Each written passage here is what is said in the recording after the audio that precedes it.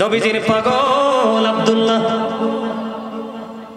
স্বামী অনেক আছে ঘরে বউ রেখে বন্ধু অন্য মরিদে মহিলাদের সাথে সময় নষ্ট করে আছে না নাই? আরো জোরে বলেন। এখানে চরিত্র এবং সুন্দর ব্যবহার দুটোই বন্ধু খুঁজে পাবেন। এরকম স্বামী আমাদের মধ্যে আছে না নাই? আরে আরো জোরে বলেন না, আছে না নাই? আমি আপনাদের কি বলে দেই বন্ধু, সামর ইবনে জুনদুব রাদিয়াল্লাহু তাআলা আনহু থেকে হাদিস কানা বর্ণিত। হাদিসটা অনেক লম্বা। আমার নবী একদিন সাহাবায়ে কেরামদের সঙ্গে সবশের ব্যাখ্যা দিতে লাগলেন। আমার দিকে তাকান, আমি ওই হাদিসে আবার ফিরে যাব বিবির কাছে। আগে আমি আপনাদেরকে একটুখানি ছোট্ট একটা জায়গা আছে হাদিসটার মধ্যে। আমার নবীজি সাহাবায়ে কেরামদেরকে বললেন, আপনারা কেউ স্বপ্ন দেখছেননি? সাহাবাইরা বললেন না।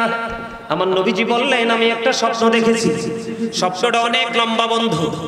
যে আমার কাছে দুইজন ফেরেশতা আসলো, এসে বলল, চলেন আপনাকে নিয়ে ভ্রমণ করব। ভ্রমণ করতে গেলাম।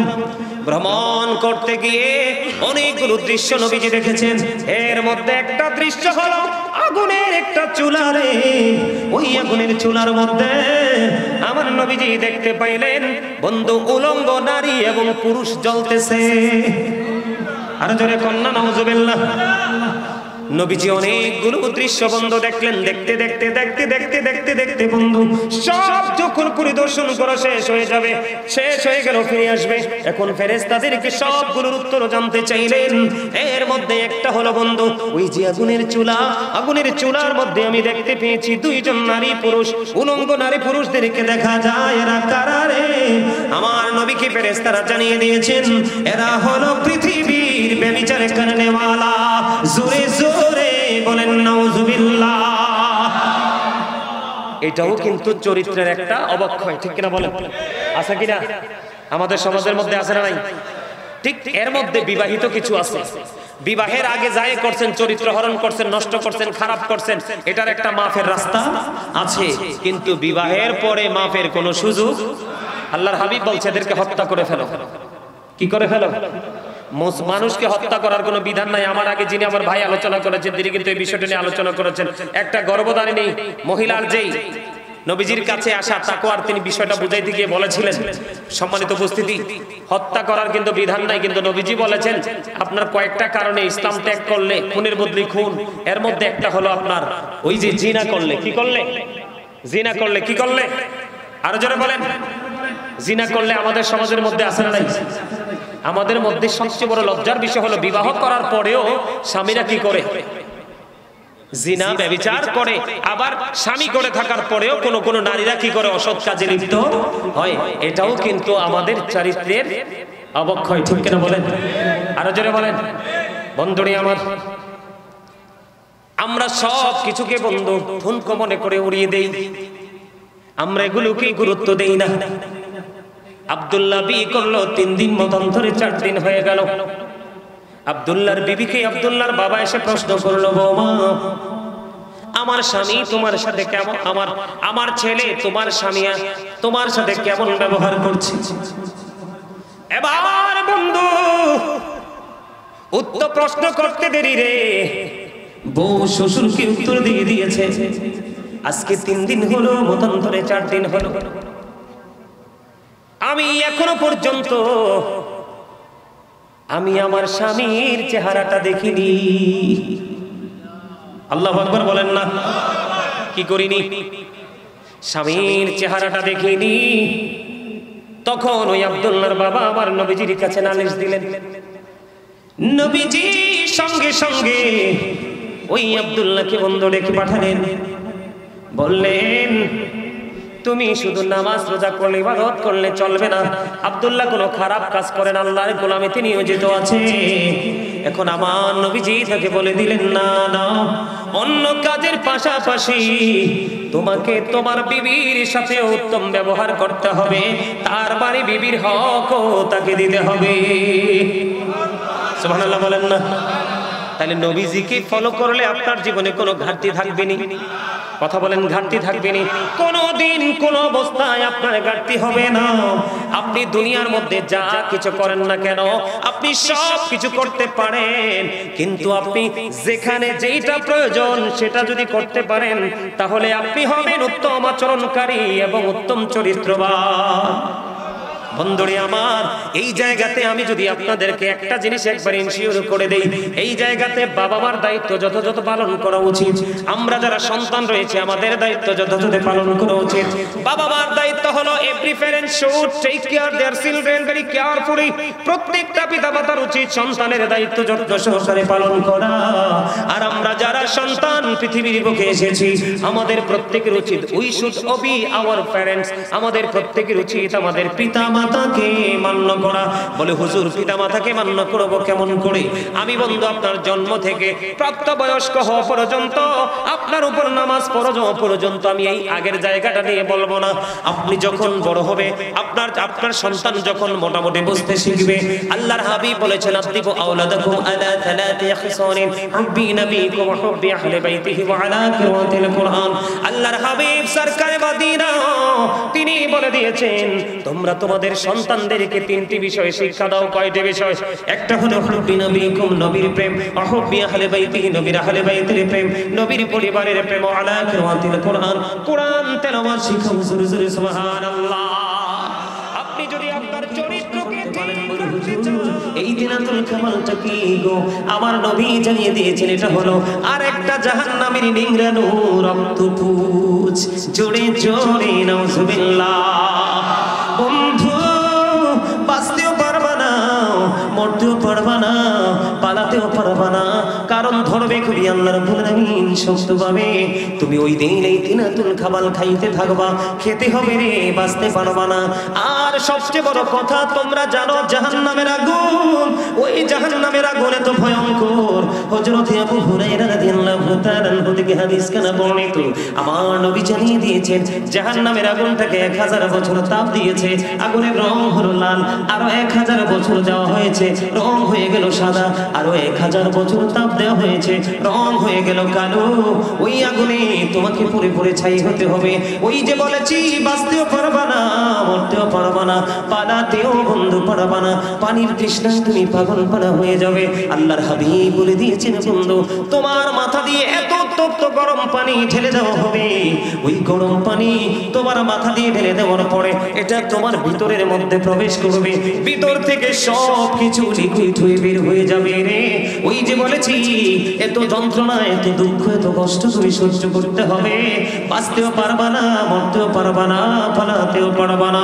বন্ধু যদি তোমার জীবনে যদি তুমি নৈতিক চরিত্রকে ধরে রেখে জীবন যাপন করতে পারো, তাহলে তোমার কবর, তোমাকে কবরে রাখতে দেরি রে। তোমার কবরটা দৈর্ঘ্য এবং প্রস্থে 70 গুণ বন্ধু প্রশস্ত হয়ে যাবে। আর জোরে জোরে বলুন না সুবহানাল্লাহ। আর নবীজি অত্যন্ত চমৎকার ভাবে বলে দিয়েছেন, আপনি আমি আবার আপনার জীবনে যা কিছু করেছি প্রত্যেকটি আপনার নেগেটিভ পজিটিভ দুটোই কিন্তু আপনার আমার সামনে প্র্যাকটিক্যালি থাকবে। এটা আল্লাহ রাব্বুল আলামিন পবিত্র কালামে হাকিমে কোরআন শরীফের 30 পারা সূরা ফিতরের মধ্যে বলে দিয়েছেন, ওয়া ইদাল কুবুরু বুসিরাত আলিমাত নাফসুম মা কদ্দামাত ওয়া আখরাত। জোরে জোরে বলুন আল্লাহু আকবার।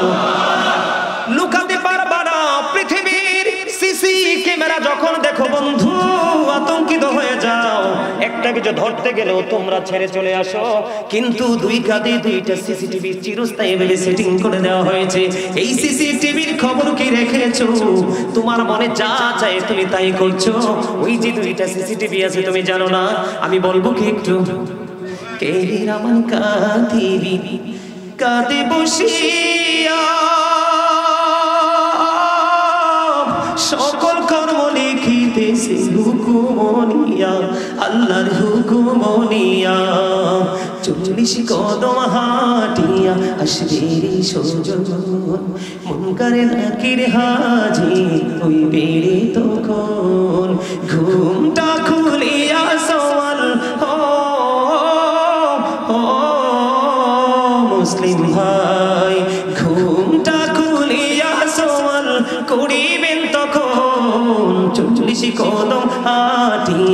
বাসির সজন। ঠিক কিনা বলেন? ও বন্ধু, কেন বলেছি? আমার ওই দিক দিয়ে যদি হাদিস শরীফের দিকে নজর দেই, আপনার আমার প্রাণের নবী স্পষ্ট করে বলে দিয়েছেন, আল-কবরু রওজাতুম মিন রিয়াদিল জান্নাতি ওয়া হুফরাতুম মিন হুফারিন নার।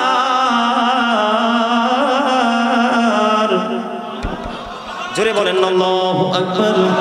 আপনার আমার প্রাণের নবী বলে দিয়েছেন বন্ধু, কবরটা দুইটা রূপে রূপান্তরিত হবে। ও বন্ধু, কারো কারো জন্য কবরটা হবে জান্নাতের বাগান, আর কারো কারো জন্য হবে জাহান্নামের একটা গর্ত। আপনি কোনটা নিতে চান? কথা বলেন, কোনটা নিতে চান? আরো জোরে বলেন, কোনটা নিতে চান? মনের সাথে বুঝে বলেছেন। কথা বলেন, বুঝে বলেছেন। জান্নাত চায় না এমন কোন মানুষ পৃথিবীতে নাই রে।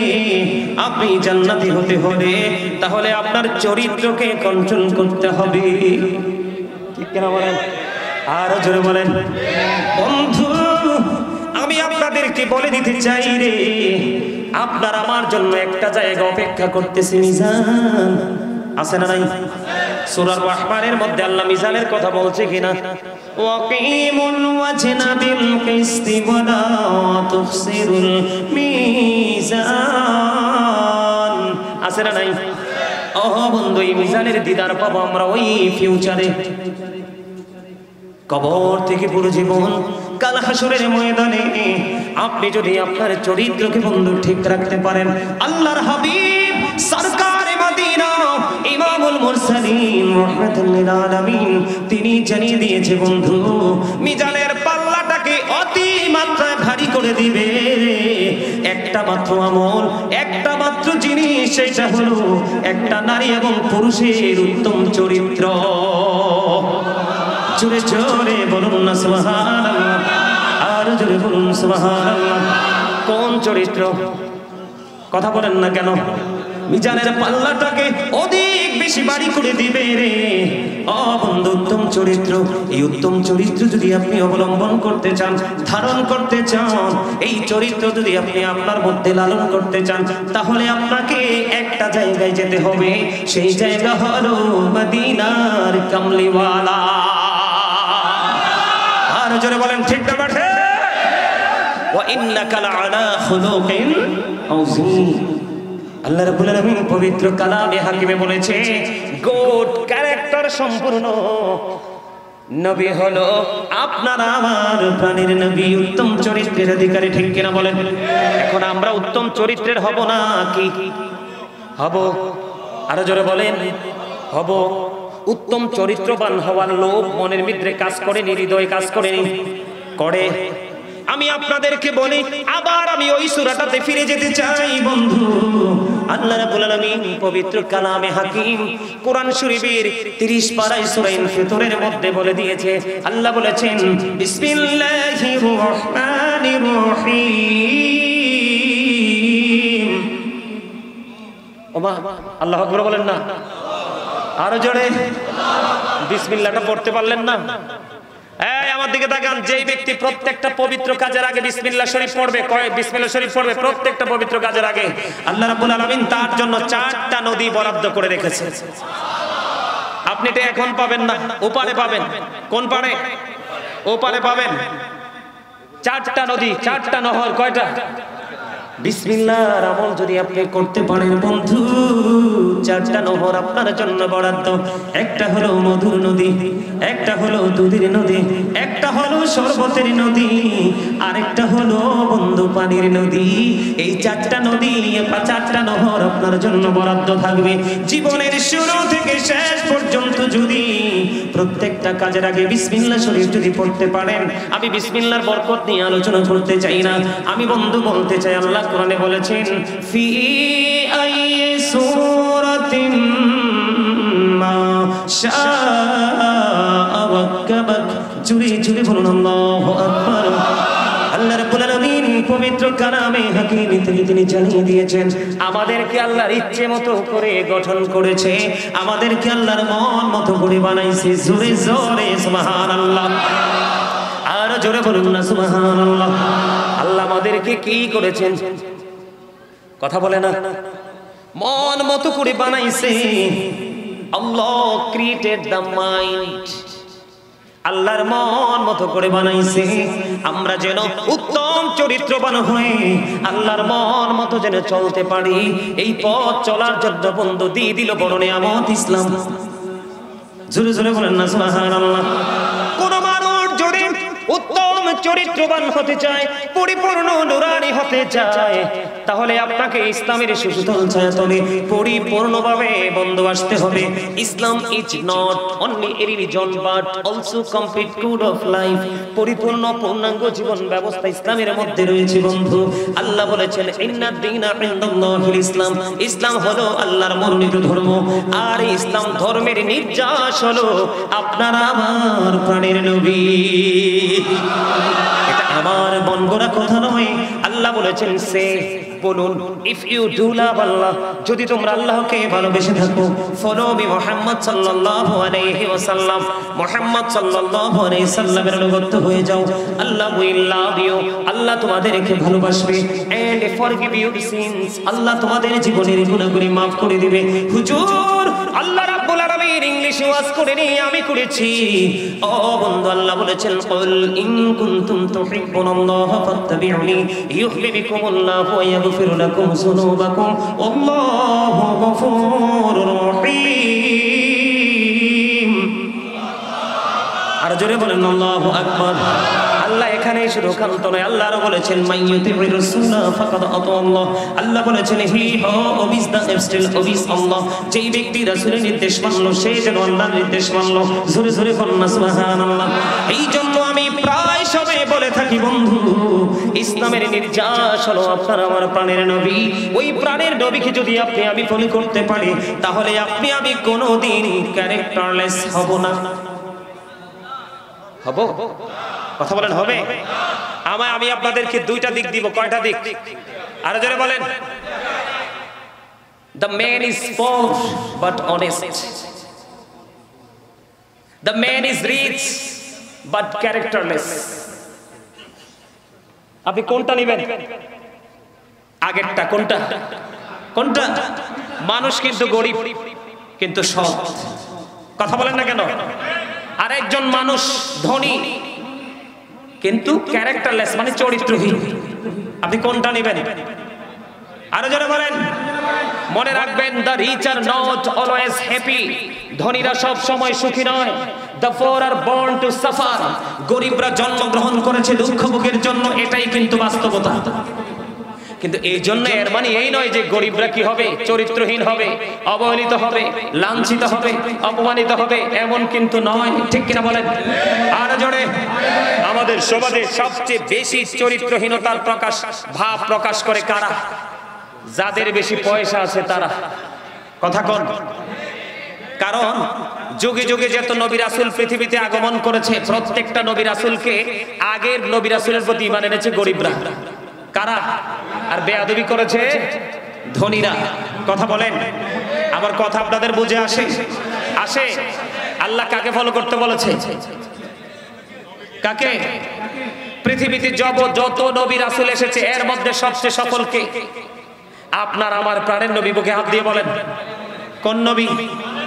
ডক্টর আহমদ পেয়ারা বাগদাদি পীর সাহেব কেবলা, যিনি বসরা ইউনিভার্সিটির ইংলিশ লেকচারার ছিলেন এবং জবরদস্ত একজন আল্লাহর ওলি ছিলেন। অনেক কিতাব তিনি রচনা করে গেছেন, বাংলা, আরবি, ইংলিশ, উর্দু, যখন যেটা মন চেয়েছে সেইভাবেই তিনি রচনা করেছেন।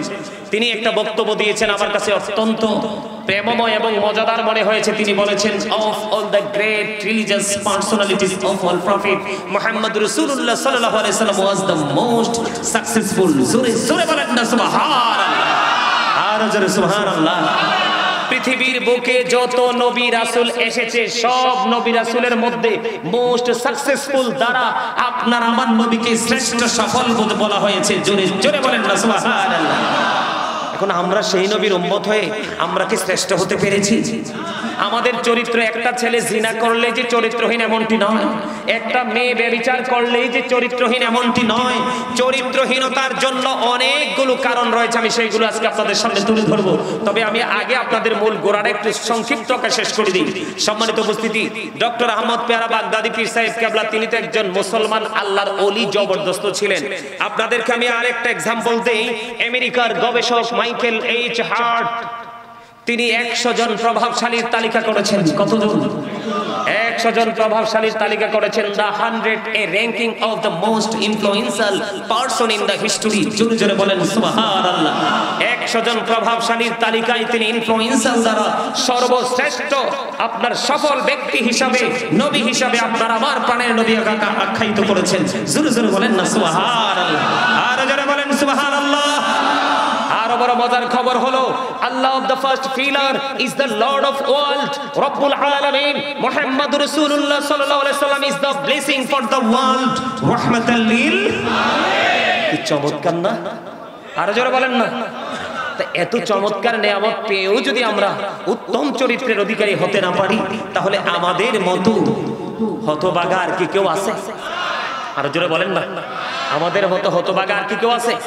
এই জন্য বন্ধু, হযরত আবু হুরায়রা রাদিয়াল্লাহু তাআলা আনহু থেকে হাদিস কানা বর্ণিত, আপনার আমার প্রাণের নবীকে প্রশ্ন করা হলো, ইয়া রাসূলুল্লাহ, ইয়া হাবিবাল্লাহ, নবী নবী গো, ও প্রাণের নবী, কোন কাজটা মানুষকে জান্নাতি করে দিবে? জোরে জোরে বলুন না সুবহানাল্লাহ। আমার নবী সঙ্গে সঙ্গে জানিয়ে দিলেন, ও বন্ধু, কোন কাজটা তোমাকে খুব তাড়াতাড়ি জান্নাতি করবে? একটা প্রথম বলেছেন নবী খোদা ভীতি তাকওয়া, আরেকটা হলো উত্তম চরিত্র। জোরে জোরে বলেন না সুবহানাল্লাহ। ইয়া রাসূলুল্লাহ, ইয়া হাবিবাল্লাহ, নবী গো, ও প্রাণের নবী, কোন জিনিস মানুষকে খুব তাড়াতাড়ি জাহান্নামে করে দিবে? আমার আপনার প্রাণের নবী জানিয়ে দিয়েছেন বন্ধু, মুখ এবং লজ্জাস্থান। জোরে জোরে বলেন না নাউজুবিল্লাহ। আর জোরে বলেন না নাউজুবিল্লাহ। মানুষের চরিত্র বন্ধু কয়েক দিক দিয়ে নষ্ট হয়, এর মধ্যে মুখ এবং লজ্জাস্থান এই দুই দিক দিয়ে বেশি নষ্ট হয়। হযরত শাহল ইবনে সাদ রাদিয়াল্লাহু তাআলা আনহু থেকে হাদিস বর্ণিত, তিনি জানিয়ে দিয়েছেন বন্ধু, এই পৃথিবীর বুকে কেউ যদি জীবদ্দশায় 2 সোয়ালের মধ্যখান এবং 2 রানের মধ্যখানের দায়িত্ব নিতে পারো, আমি নবী কথা দিলাম রে, আমি ওই ব্যক্তির জান্নাতের দায়িত্ব নিয়ে নেব। জোরে জোরে বলেন না সুবহানাল্লাহ। আর জোরে বলেন না সুবহানাল্লাহ। একজন মানুষ মিথ্যাবাদী, সে কি চরিত্রবান? ভাই তোমরা কথা বললে তো হবে না। আচ্ছা আমি বলবো তো, তোমরা কথা বললো না প্লিজ। হ্যাঁ, আমার কথা ভালো লাগে আপনাদের কাছে? লাগে? সুন্দর লাগে? শুধু শুনতে সুন্দর লাগে, নাকি এদিক দিয়ে ঢুকে আপনার কলবে এসে বাসা বাঁধতেছে? এগুলো জায়গা করতেছেন নি, ভিতরে ঢুকাচ্ছেন? না ঢুকাইলে তো বসে লাভ নাই। আগে বলেছি চামড়ার কোনো দাম নাই, যেই কোনো মুহূর্তে কি হয়ে যায়। কিন্তু আসলটা কোনটা? ভিতরে যেটা আছে, ঠিক কিনা বলেন? আরো জোরে বোঝেন না কিছু? আমি একটা গজল লিখছি অত্যন্ত দুঃখের সাথে, একটু শোনাবো? আপনারা আমার সাথে গাইবেন? হ্যাঁ, আপনারা চট্টগ্রামের মানুষ অনেক পছন্দ করেন গজল, কিন্তু এই জীবনে প্রথম আসলাম এইদিকে কালুঘাট ব্রিজ দিয়েছে, এদিকে আরেকটা রাজ্য আছে বাংলাদেশে, এটা আমি জানি না। আজকে ঢুকতেছি আর চিন্তা করতেছি, আল্লাহ গো কোথায় যাচ্ছি। আমার গজলের, আমার লেখা যে আমি যে লিখতেছি, লেখার শুধু আপনি মানে ওয়ার্ড যে মিনিং গুলো সেগুলো একটু খেয়াল করার চেষ্টা করবেন। আমি কি বলতে চাই? খাঁচা চিরি যায় রে পাখি, চলিও চিন্দেশে,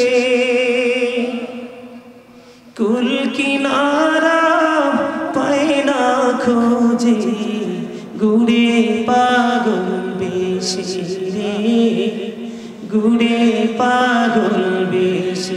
খাঁচা ছেড়ে যায় রে পাখি, চলিও চিন্দেশে, কুল কিনারা পাই না খুঁজে, গুড়ে পাগল বেশে রে, গুড়ে পাগল বেশে। কি লাভ হবে এখন তোমার ভাবনা চিন্তা করে এখন তুমি বন্দী আছো আপন মনের ঘরে চাইলেও তুমি পারবে না যেতে শান্তি সুখের নীড়ে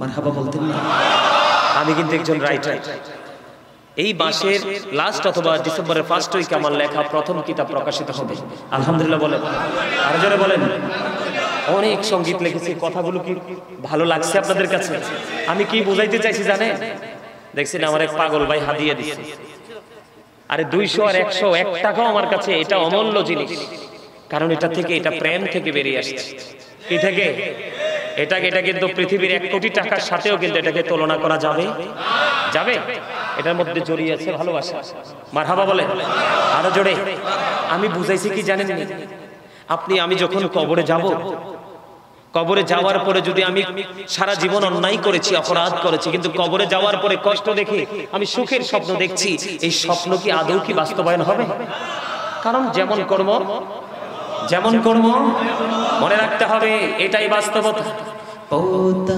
মেঘনা যমুনার তীরে কত ঢেউ চলে যায় আসে না তো ফিরে বলেন পদ্মা মেঘনা যমুনার তীরে কত ঢেউ চলে যায় আসে না তো ফিরে আমিও চলে যাব এমনি করে আসবো না কবু ফিরে বলেন পদ্মা মেঘনা যমুনার তীরে কত ঢেউ চলে যায় আসে না তো ফিরে আপনি আমি চলে গেলে কি আর আসবো আসার সুযোগ আছে তাহলে আসার যেহেতু সুযোগ নাই একবারই যেতে হবে যাওয়ার আগে আমাদেরকে পরিপূর্ণ বাজারটাও করে নিতে হবে ঠিক কিনা বলেন পৃথিবীর জীবন যেমন বাজার ছাড়া চলে না আপনার ফিউচারও কিন্তু বাজার ছাড়া চলবে না প্রত্যেকটা মানুষের জীবনে 2 ধরনের বাজার করতে হয় প্রত্যেকটা মানুষের জীবনে 2 ধরনের খাবার সংগ্রহ করতে হয় একটা হলো দেহের খাবার আর একটা হলো রূহের খাবার আজকে আপনারা এখানে এসেছেন রূহের খাবারের জন্য যেটা আপনার ফল ভোগ করবেন ফিউচারে ভবিষ্যতে আপনি আপনার ফিউচারকে যদি ব্রাইটনেস করতে চান নূরানি করতে চান আলোকিত করতে চান তাহলে আমি যতক্ষণ থাকবো অন্ততপক্ষে আপনারা আমার সাথে একটু কি করবেন একাত্মতা পোষণ করে হৃদয় উজাড় করে বসবেন ঠিক কিনা বলেন আরো জোরে বলেন রাজি আছেন নি আমি কিন্তু একজন মুসাফির হুজুর মুসাফিরের দোয়া কি আল্লাহ কবুল করে না আপনি একটু তাদের দিকে তাকাইয়েন নাইলে তারা তো মানে কনফিউশনের মধ্যে পড়ে যাবে চিন্তায় পড়ে যাবে মুসাফিরের দোয়া কি হয় 100% কবুল হয় আমি যদিও গুনাহগার কিন্তু আমার দোয়ার দরকার আছে নি আছে চান দোয়া চান হেদায়েত চান তাহলে আমার কথাগুলো একটু মন দিয়ে শুনুন রাজি আরো জোরে বলেন রাজি আরো জোরে বলেন রাজি বন্ধুনি আমার আমি আপনাদেরকে বলে দিতে চাই বন্ধু ওই যে বলেছি নেগেটিভ এন্ড পজিটিভ আলো এবং আধার আপনার জান্নাত নিশ্চিত করবে খোদার ভয় এবং উত্তম চরিত্র আপনার জাহান্নাম নিশ্চিত করবে আপনার মুখ এবং লজ্জাস্থান জোরে জোরে বলেন না নাউজুবিল্লাহ এই জন্য আপনার আমার প্রাণের নবী তিনি বলে দিয়েছেন 2 সোয়ালের মধ্যখান এবং 2 রানের মধ্যখানের দায়িত্ব যদি নিতে পারো আমি নবী কথা দিল রে তোমার জান্নাতের দায়িত্ব নিয়ে নিব আরো জোরে বলেন না সুবহানাল্লাহ ও বন্ধু তোমরা জানো না উত্তম চরিত্র এত বড় নিয়ামত ও বন্ধু এটা হলো ক্যারেক্টার গুড ক্যারেক্টার সম্পূর্ণ পিপল এন্ড পারসন বন্ধুরে আমার উত্তম চরিত্রবান মানুষের তুলনা কোনো কিছু দিয়ে হয় না আপনাকে উত্তম চরিত্রবান হতে হবে বন্ধু আল্লাহর হাবিব সরকারে মদিনা তিনি জানিয়ে দিয়েছেন এই পৃথিবীর বুকে ওই ব্যক্তি হলো সর্বশ্রেষ্ঠ চরিত্রবান ও বন্ধু ওই মানুষটা হলো সর্বশ্রেষ্ঠ মানুষ যে ব্যক্তিটা চরিত্রের দিক দিয়ে সর্বশ্রেষ্ঠ আপনার সমাজে টাকাওয়ালা হইলেই বন্ধু সবচেয়ে ভালো বড় নয়, আপনার সমাজের মধ্যে সবচেয়ে ধনী হইলেই বন্ধু সবচেয়ে বড় নয়। সবচেয়ে বেশি সুশিক্ষায় শিক্ষিত হলে বন্ধু আপনি জানেন সে সুশিক্ষায় শিক্ষা অর্জন করেছে, শিক্ষিত হয়েছে, কিন্তু তার চরিত্র ভালো না, সে কখনোই বন্ধু দামি হতে পারে না। ওই মানুষটা আল্লাহর কাছে সবচেয়ে দামি যার চরিত্র সবচেয়ে বেশি ভালো। সুবহানাল্লাহ। আমি আপনাদেরকে বলি, আমাদের নৈতিক চরিত্রের অবক্ষয় হয়েছে, সামাজিক চরিত্রের অবক্ষয় হয়েছে, শিক্ষার যে আদর্শ সেই নৈতিকতার অবক্ষয় হয়েছে। সব কিছুর অবক্ষয় হওয়ার, অবনতি হওয়ার কারণ একটাই বন্ধু, আমরা ইসলাম থেকে দূরে চলে গেছি। কথা বলেন না কেন? আল্লাহর হাবিব সরকারে মদিনা তিনি বন্ধু জানিয়ে দিয়েছে, আমার দিকে তাকান বন্ধু, হৃদয় উজাড় করে শুনুন। আপনারা আমার এটা কি, এটার মধ্যে কি কোনো সন্দেহ আছে? আরো জোরে বলেন, আছে? মানুষ নিজেই নিজের উপর কি করে? জুলুম করে, অত্যাচার করে। আর জালেমদেরকে আল্লাহ পছন্দ করে না, ভালো বাসে না, তাদেরকে আল্লাহ রাব্বুল আলামিন সঠিক পথ দেখায় না। সম্মানিত উপস্থিতি, আমাদের দুর্ব্যবহারের শেষ নাই। কি আমাদের দুর্ব্যবহারের শেষ আছে? আপনি দেখবেন আমাদের সমাজের মধ্যে মা বাপ বিয়ের পরে বিশেষ করে ছেলে কর্তৃক যে নির্যাতিত হয়, এটা আমাদের বাংলাদেশের এমন কোন জায়গা বাদ নাই যে বাবা মা লাঞ্ছিত হয় না। হয় কি? যেমন আমার আত্মীয় স্বজনের মধ্যে অনেক আছে, মা ঘরে বসে আছে, অসুস্থ হয়ে পড়ে আছে, হাঁটতে পারে না, চলতে পারে না, মায়ের খবর রাখে না, বাবার খবর রাখে না, ওরা কিন্তু বউ সন্তানদেরকে নিয়ে মন মতো করে চলাফেরা করতেছে। এইটা কি সুন্দর ব্যবহার?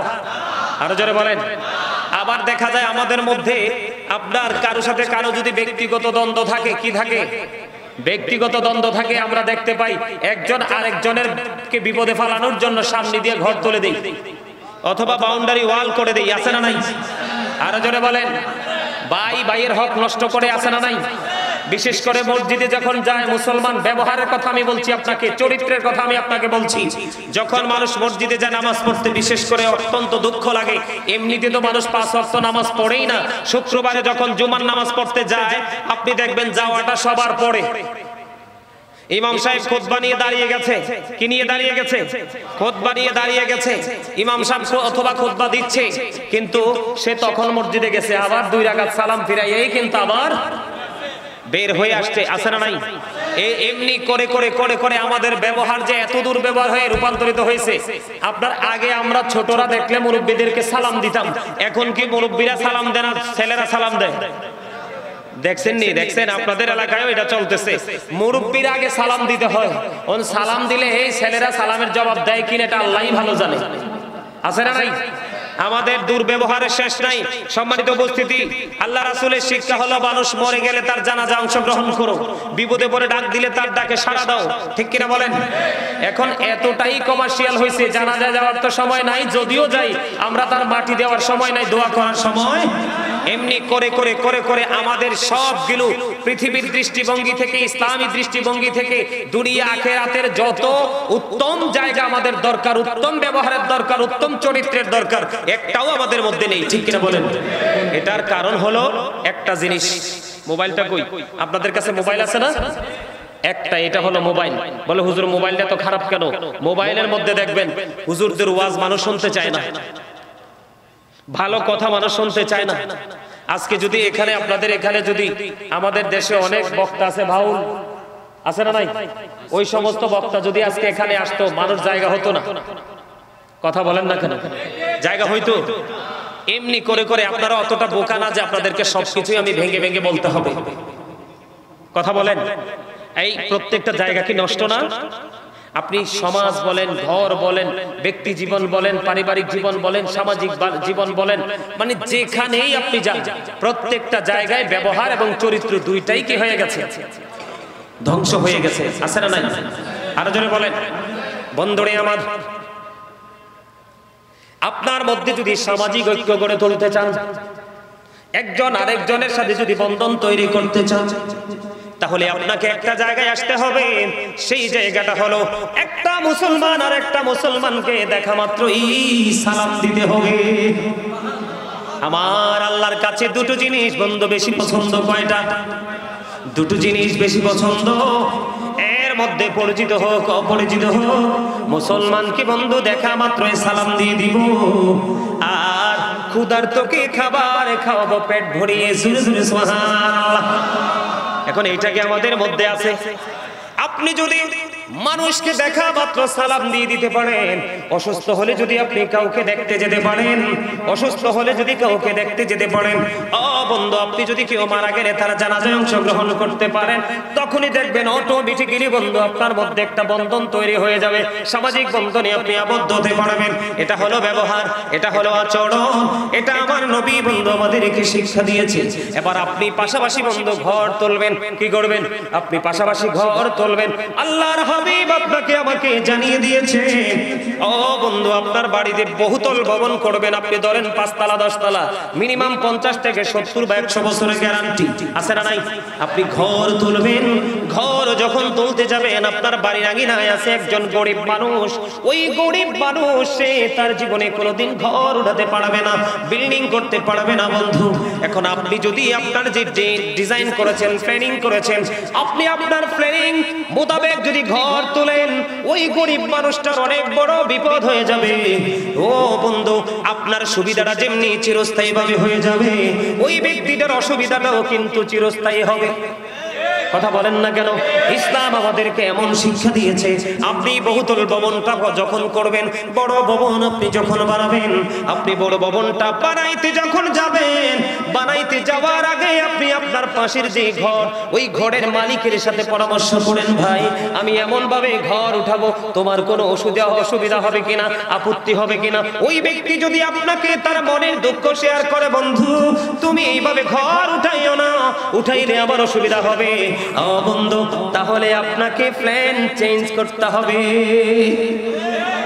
এটা হলো নবীজির শিক্ষা, এটা হলো ইসলামের শিক্ষা। আমাদের মধ্যে এই শিক্ষাটা কি করতে হবে? প্রতিষ্ঠিত, বাস্তবায়ন করতে হবে। সূরা বলেন না সুবহানাল্লাহ। ব্যবহার যদি আপনি সুন্দরভাবে করতে পারেন, আপনার জীবন ধন্য হয়ে যাবে। হাদিস শরীফের মধ্যে এসেছে, হযরত আবু হুরায়রা রাদিয়াল্লাহু তাআলা আনহু থেকে হাদিস কানা বর্ণিত, আপনার আমার প্রাণের নবীকে একজন প্রশ্ন করলেন, ইয়া রাসূলুল্লাহ, ওই ব্যক্তিটা অনেক বেশি দান সদকা করে, নামাজ পড়ে, কিন্তু তার ব্যবহার ভালো না, আচরণ সুন্দর না। আল্লাহর হাবিব জানিয়ে দিয়েছেন তিনি জাহান্নামী। নাউজুবিল্লাহ বলেন না। তিনি কি? আরেকজন মহিলার দিকে ইশারা করে বললেন, আরেকজন মহিলার দিকে ইশারা করে বললেন, ইয়া রাসূলুল্লাহ, ইয়া হাবিবাল্লাহ, ওই মহিলাটা তিনি অনেক বেশি ইবাদত করতে পারে না, অনেক বেশি দান সদকা করতে পারে না, কিন্তু ইয়া রাসূলুল্লাহ, ইয়া হাবিবাল্লাহ, নবী গো, তার ব্যবহার এত সুন্দর, তার ব্যবহার এত মিষ্টি, তার এই ব্যবহারে মানুষের কলিজা ঠান্ডা হয়ে যায়, মানুষ শান্ত হয়ে যায়, মানুষ শীতল হয়ে যায়।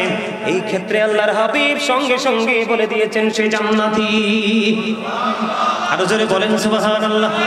আমরা এই শিক্ষাটা অর্জন করতে পেরেছি কোত্থেকে? আমার নবীর কাছ থেকে। এই জন্য বন্ধু আমরা ইহুদি নাসারাদেরকে ফলো করব না, বেঈমান কাফেরদেরকে আমরা ফলো করব না। যদি আমরা এমনি ভাবে বেঈমান কাফের মুশরিকদেরকে ফলো করতে থাকি, আমাদের জীবন দুনিয়া থেকে মৃত্যু পর্যন্ত, জীবন থেকে মরণ পর্যন্ত আপনার আমার দুনিয়াও শেষ হয়ে যাবে, আখিরাতও শেষ হয়ে যাবে। আল্লাহ কোরআনে বলেছেন, ইন্নাল কাফিরিনা কানু লাকুম আদুওয়াম মুবিনা। আল্লাহ বলেছেন, the heretics are the eternal enemy of the believers. আল্লাহ বলেছেন ঈমানদারদের প্রকাশ্য শত্রু হলো বেঈমানেরা।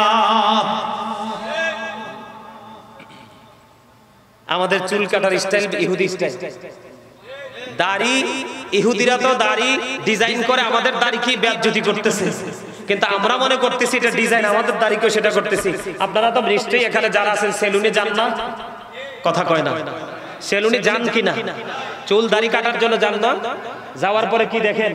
কোন মুসলমানের ছবি দেখছেননি? আসেনি? সব বিদেশি শয়তানের ছবি।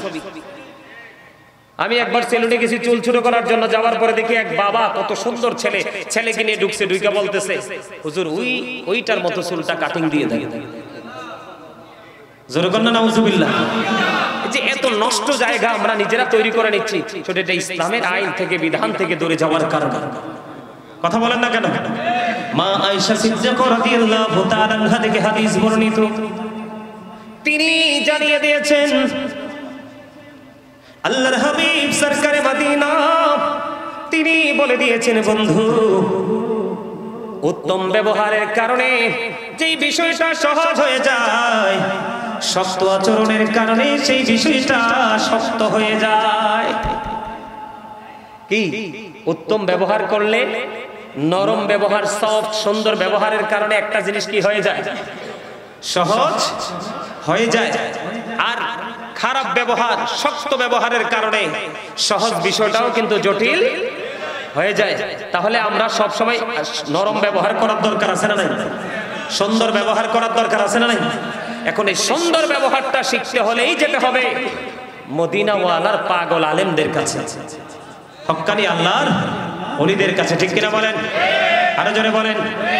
সুন্দর ব্যবহার করবেন, সুন্দর ব্যবহারের কারণে আল্লাহ রাব্বুল আলামিন যেইটাকে সৌন্দর্য মণ্ডিত করে দেন, আর খারাপ ব্যবহারের কারণে সেই জায়গাটাকে কলুষিত করে দেয়। আল্লাহ রাব্বুল আলামিন তিনি কঠোরভাষী নয়, আল্লাহর হাবিব তিনিও কিন্তু বন্ধু কঠোরভাষী নয়। আল্লাহ রাব্বুল আলামিন অত্যন্ত আল্লাহ যেমন সফ, আল্লাহর হাবিবও তেমন সফ। এই সফ থাকার কারণে যুগে যুগে যুগে যুগে যুগে যুগে বন্ধু নবীজির কাছে বেঈমান কাফিররা ইসলাম গ্রহণ করেছে। জোরে জোরে বলেন না সুবহানাল্লাহ, আর জোরে বলেন সুবহানাল্লাহ। আপনাকে নবীকে জীবন দিয়ে ভালোবাসতে হবে, জীবনের চাইতে বেশি ভালোবাসতে হবে, সম্পদের চাইতে বেশি ভালোবাসতে হবে, সন্তানের চাইতে বেশি ভালোবাসতে হবে। তাহলেই আপনার জীবনে পরিবর্তন আনা সম্ভব, অন্যথায় কোনোভাবেই বন্ধু সম্ভব নয়। আপনি আমি আল্লাহর রহমতের ডানা ওই 3 শ্রেণীর মানুষের উপর প্রসারিত হয়ে থাকে বন্ধুরে আমার।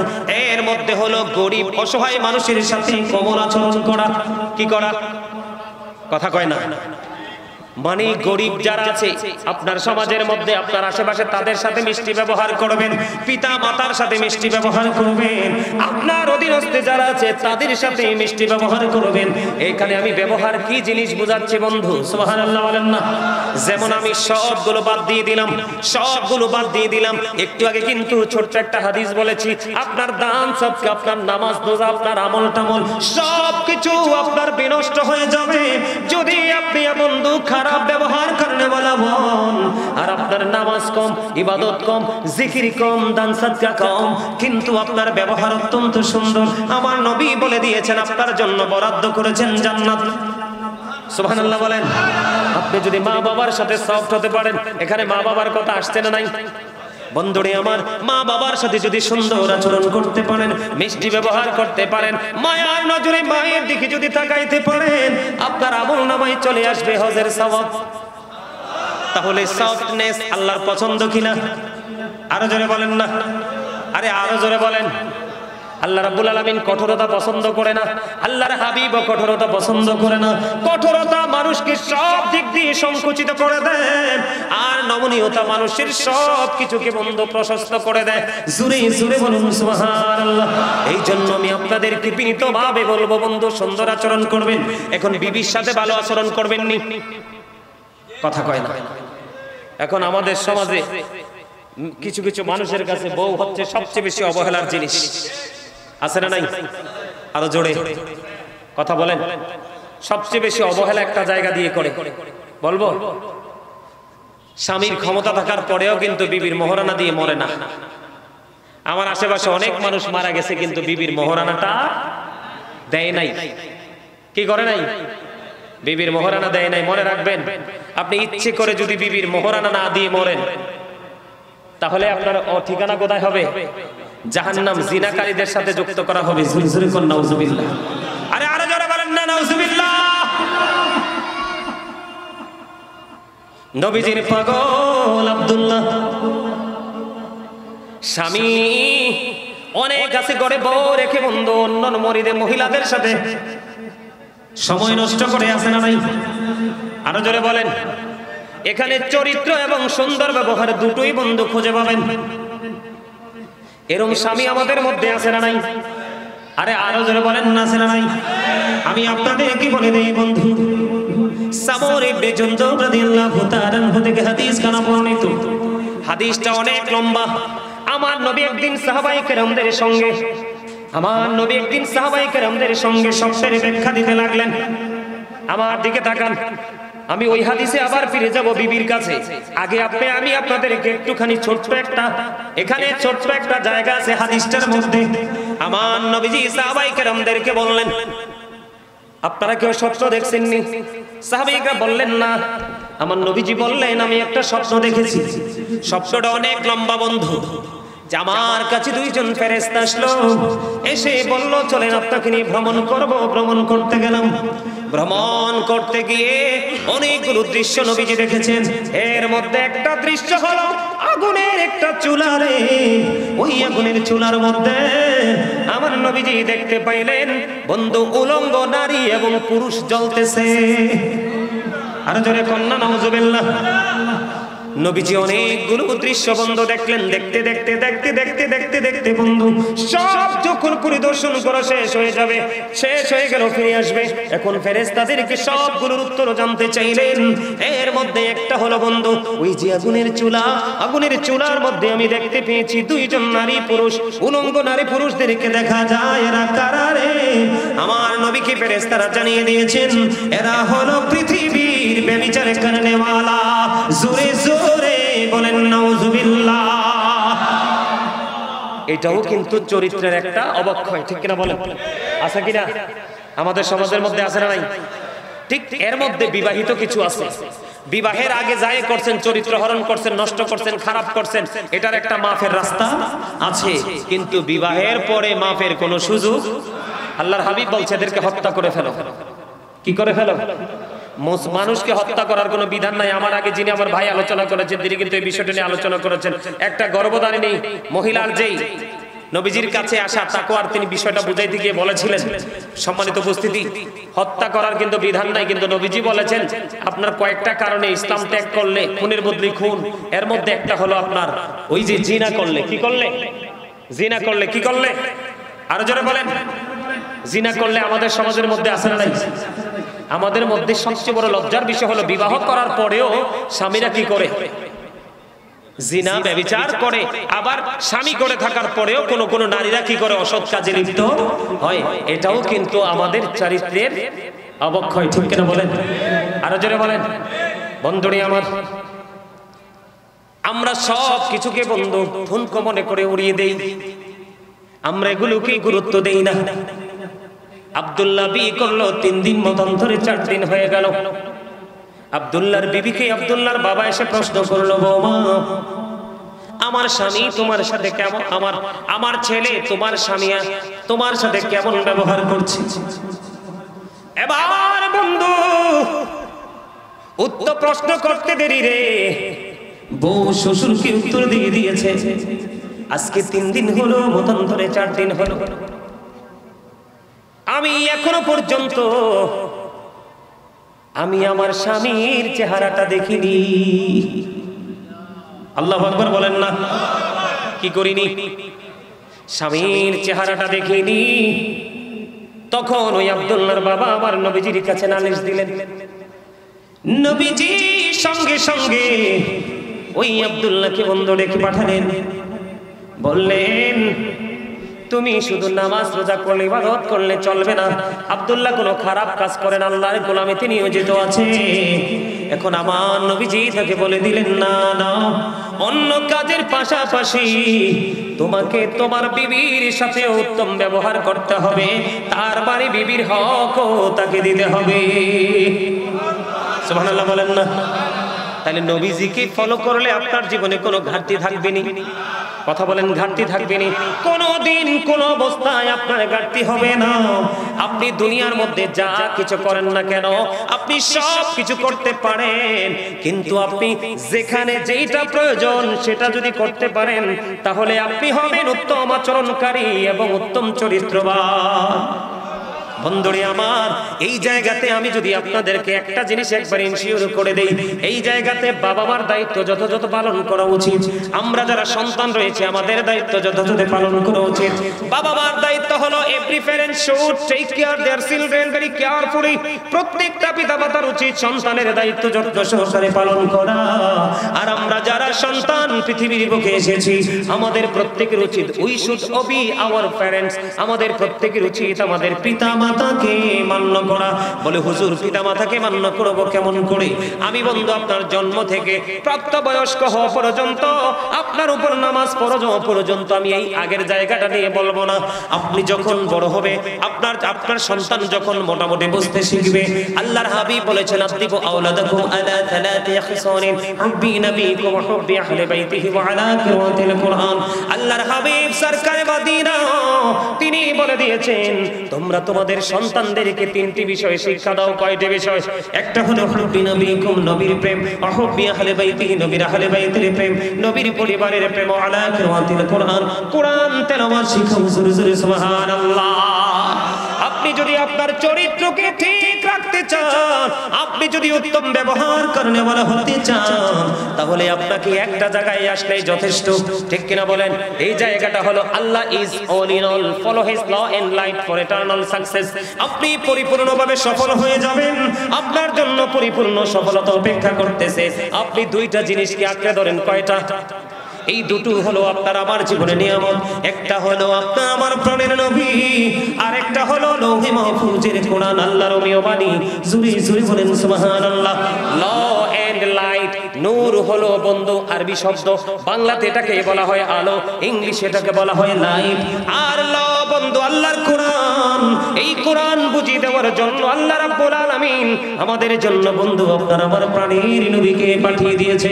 আপনি নবীকে পালন, নবীকে আদর্শ হিসাবে গ্রহণ করেন, আপনার জীবনে কোনো দিক দিয়ে কোনো অবক্ষয় দেখতে পাবেন না। এই জন্য আল্লাহ রাসূল বলেছেন হুব্বি নবীকুম teach the love of the prophet, নবীর প্রেম শিখাও। আল্লাহর হাবিব হযরতে আলী রাদিয়াল্লাহু তাআলা আনহু থেকে হাদিস বর্ণিত, আপনার আমার প্রাণের নবী তিনি বলে দিয়েছেন ও বন্ধু, বিলিভার্স লাভ দ্য প্রফেট, ঈমানদাররা নবীকে ভালোবাসবে। Hypocrites don't love the prophet, মুনাফিকরা নবীকে ভালোবাসবে না। যার সিনায় নবীর প্রেম আছে, যার সিনায় নবীর মহব্বত আছে, যার সিনায় নবীর ভালোবাসা আছে, তার পক্ষে বন্ধু প্রত্যেকটা জায়গায় অ্যাক্টিভ থাকা সম্ভব। মুনাফিক কখনোই অ্যাক্টিভ হতে পারে না। ঠিক কিনা বলেন? দূরে আমার এরপরে আমার নবী বলে দিয়েছেন তোমরা তোমাদের সন্তানদেরকে গুরুত্ব দিতে হবে। এটাই হলো আপনার আমার জন্য বড় শিক্ষা। কি? কারণ নবীকে ভালোবাসা আমাদের জন্য ফরজ, এটা হলো ঈমান। নবীর আহলে বাইত, নবীর পরিবারকে ভালোবাসা এটাও ফরজ, এটাও বন্ধু ঈমান। আপনি এই শিক্ষার প্রতি গুরুত্ব দিতে হবে। এই শিক্ষার গুরুত্ব অপরিসীম। আপনি যদি সন্তানকে শিক্ষাটা দিতে না পারেন, তাহলে আপনার সন্তান পথভ্রষ্ট হয়ে যাবে, চরিত্রহীন হয়ে যাবে, ও বন্ধু খারাপ ব্যবহার করেনেওয়ালা বান্দাদের অন্তর্ভুক্ত হয়ে যাবে। কারণ তার মধ্যে সঠিক শিক্ষা যেটা থাকার দরকার সেটা নাই। তারপরে বলেছেন কোরআন তেলাওয়াত। আমি আপনাদেরকে যদি একটুখানি মজা দিতে চাই বন্ধু, আপনারা নবীর আহলে বাইত সম্পর্কে আমি যদি একটু বলতে চাই, আপনি যদি চরিত্রবান হতে চান তাহলে বন্ধু ইমাম হাসান হুসাইন দুই ভাইকে ফলো করতে পারেন। আপনি যদি চরিত্রবান হতে চান, আপনি যদি উত্তম ব্যবহার করেনেওয়ালা হতে চান, হযরত আলীর দিকে ফলো করেন।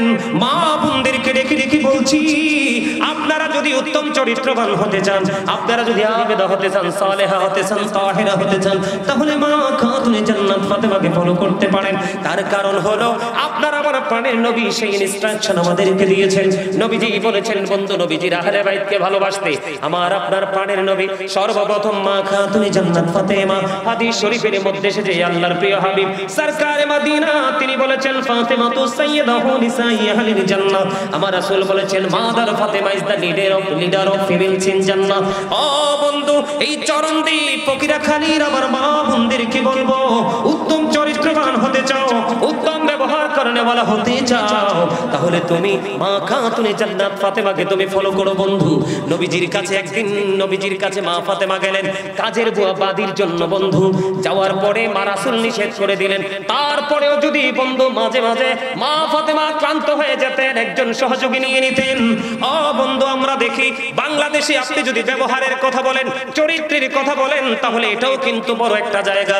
কয়েকদিন আগে আপনাদের ইয়াতে দেখেছি, টিভিতে দেখেছি, আপনাদের মুরাদপুরে একটা মেয়েকে বন্ধু গরম লোহা তা বন্ধু গরম করে লোহা তার পিঠের মধ্যে সেক দিয়েছে। দেখছেন কিনা?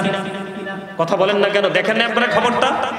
ঢাকা থেকে 71 টেলিভিশনের সহযোগিতায় বন্ধু এসছে তাদেরকে ধরার জন্য, তাদেরকে বাড়িতে পায়নি।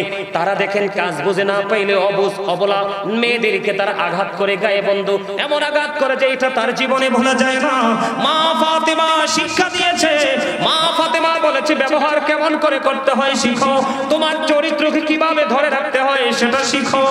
কাজ বুয়া যখন কাজ করতে করতে ক্লান্ত হয়ে যায় তখন তুমি সেখান থেকে কাজটা শুরু করো, ওই বুয়াকে একটু বিশ্রাম করতে দাও, কারণ সেও তো মাংসে গড়া মানুষ। কথা বলেন না কেন?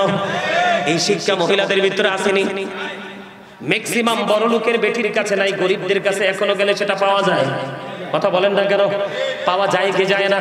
আমি আপনাদেরকে যদি ব্যবহার শিখাইতে চাই, উত্তম চরিত্রবান যদি হতে চান বন্ধু, নবীকে ভালোবাসতে হবে, নবীর আহলে বাইতকে ভালোবাসতে হবে। আমি আপনাদেরকে যদি ছোট্ট একটা एग्जांपल দেই, আল্লাহর হাবিব হাদিস শরীফের মধ্যে এসেছে, আল্লাহর হাবিব বলেছেন আল হাসান ওয়াল হুসাইনু সাইয়্যিদা শাবাবি আহলিল জান্নাহ। আপনার আমার প্রাণের নবী তিনি বলে দিয়েছেন Imam Hasan and Hussain are the leader of younger people in Jannah. আপনার আমার প্রাণের নবী তিনি বলে দিয়েছে এ চরণদ্বীপ ফকিরাখালীর যুবক, তোমাদের জন্য নিয়ামত। আল্লাহর হাবিব বলেছেন ইমাম হাসান হুসাইন জান্নাতে যুবকদের লিডার হবে। এখন কি মুখে মুখে ইমাম হুসাইন ইমাম হাসান রাদিয়াল্লাহু তাআলা আনহুকে ভালোবাসি বললে হবে, নাকি তাদের আদর্শকে লালন করতে হবে? কথা বলে না? কি করতে হবে? তাদের আদর্শটাকে লালন করতে হবে, ঠিক কিনা বলেন? আরো জোরে বলেন। এখন লালন কি করব কি করব না? তারা কেমন সফট ছিলেন জানেন, তাদের ব্যবহার কত সুন্দর ছিলেন। এখন ধরেন एग्जांपल দেই, যদি কোনো মানুষ ওযু করতে গিয়ে ভুল করে, আমরা কি বলি? দেহ দাড়িগুলো পাইকে কত বড় হয়ে গেছে, ওযুই জানেন না। কথা কম, আমরা এরকম না? আমাদের ব্যবহারটা এরকম না? নামাজ পড়তে গেলে যদি দেখি ভুল করে, যা যা আপনার বয়স তো হবে 70, এখনো নামাজ জানেন না। কথা কন না কেন? এরকম বলি কি বলি না?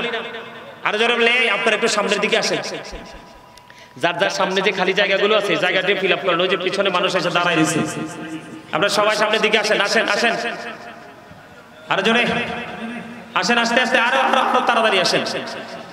আমার আল্লাহ আল্লাহ আল্লাহ লা ইলাহা ইল্লাহু আল্লাহ আল্লাহ আল্লাহ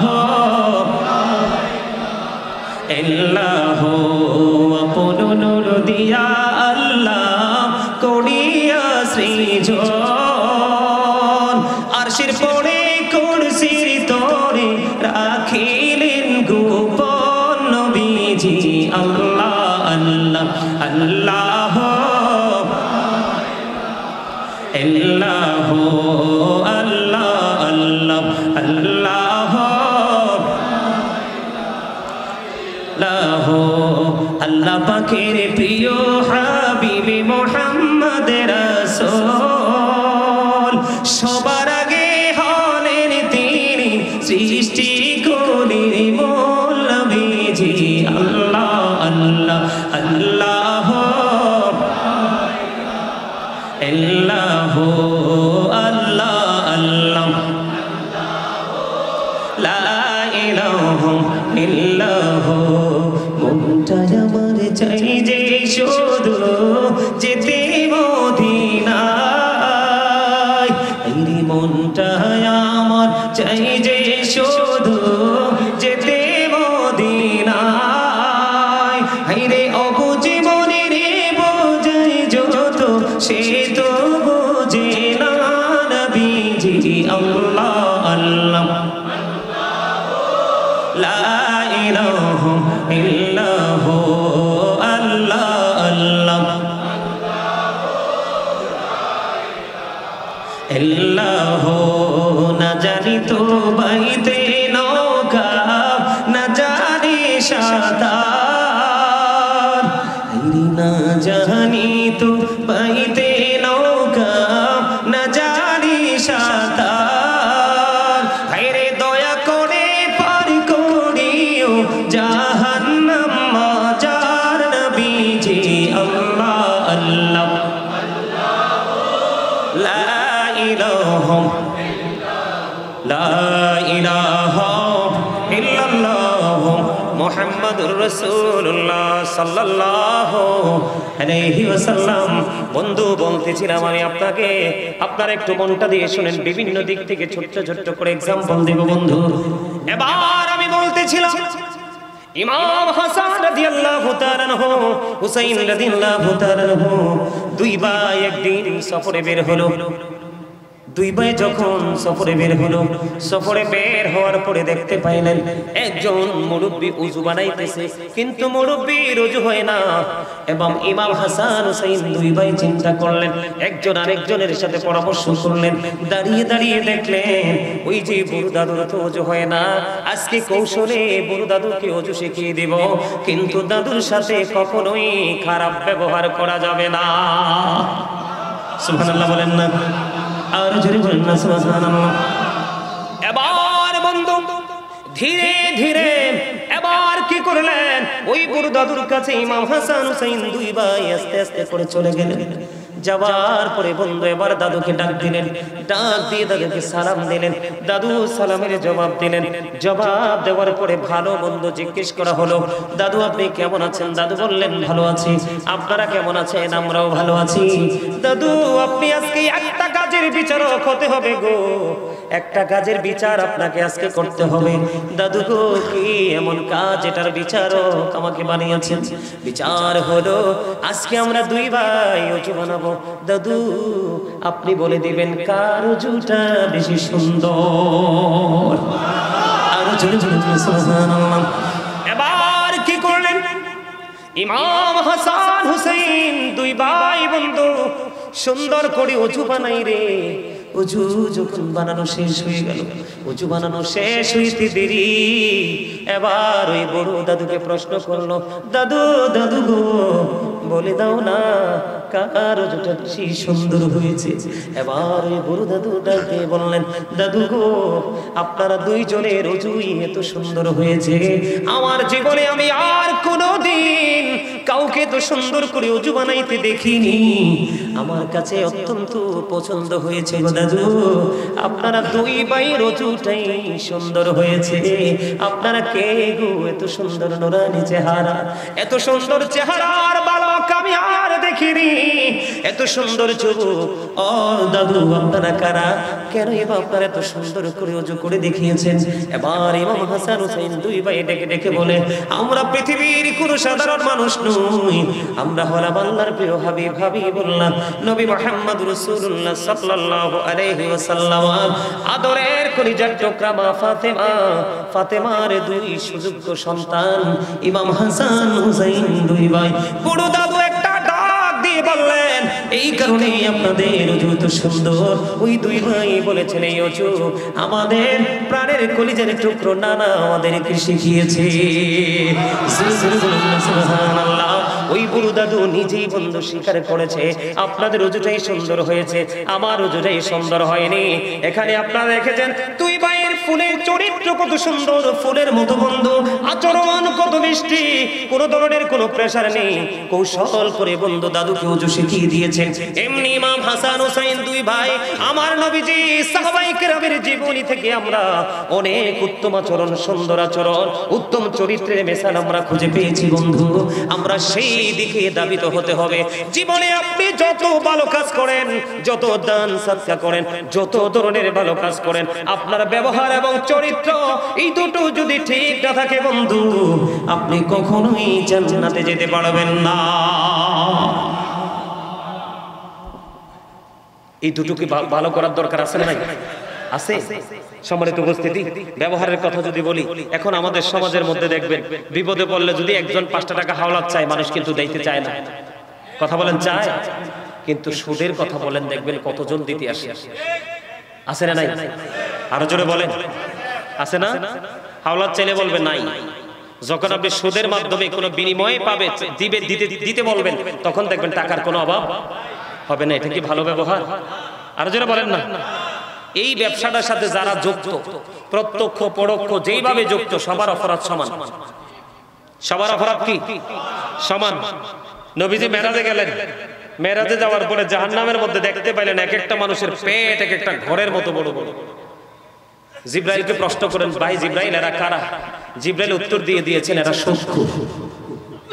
আর যদি কোন না, এরা কি রে? সুদের টাকা দিয়ে মসজিদ বানাইলে লাভ হইব? যারা সুদ খায় তারা কি চরিত্র ঠিক আছে নাকি চরিত্র নষ্ট হয়ে গেছে? যারা মানুষকে কষ্ট দিয়ে সুদের টাকা উপার্জন করে তাদের ব্যবহার কি ভালো না খারাপ? তাহলে আপনারা একটু বিবেচনা করে দেখবেন, একটু বিবেচনা করে দেখবেন, চরিত্র এবং ব্যবহার এই দুটো কিন্তু কাছাকাছি। দুটো কি? যার চরিত্র খারাপ তারই ব্যবহার খারাপ, আর যার ব্যবহার খারাপ মনে করবেন এটারই চরিত্র খারাপ। কথা কন না কেন? এই দুটোকে সুন্দর করতে হলে আপনাকে রাসূল প্রেমিক হতে হবে। কি হতে হবে? রাসূল প্রেমিক হতে হবে। রাসূলের সাথে প্রেম করবেন, আপনি কি হয়ে যাবেন? ধন্য হয়ে যাবেন। অন্যথায় আপনি নগণ্য হয়ে যেতে হবে। ঠিক না ঠিক? এখন রাসূলকে তো পাবেন না, রাসূল তো আমাদের কাছ থেকে চলে গেছে। নবীর প্রেমিক যারা, আশিক যারা, গভীর প্রেমিক যারা, তাদেরকে নবীজি স্বপ্ন যুগে দিদার দিবে। এমনিতে তো সরাসরি নবীকে দেখার কোনো সুযোগ, পাওয়ার কোনো সুযোগ নেই, কিন্তু নবীর আদর্শটাকে আমরা পেয়েছি, এটাকে আমরা সারা জীবন ধরে রাখতে পারবো। কার মাধ্যমে? হক্কানি আলেমদের মাধ্যমে।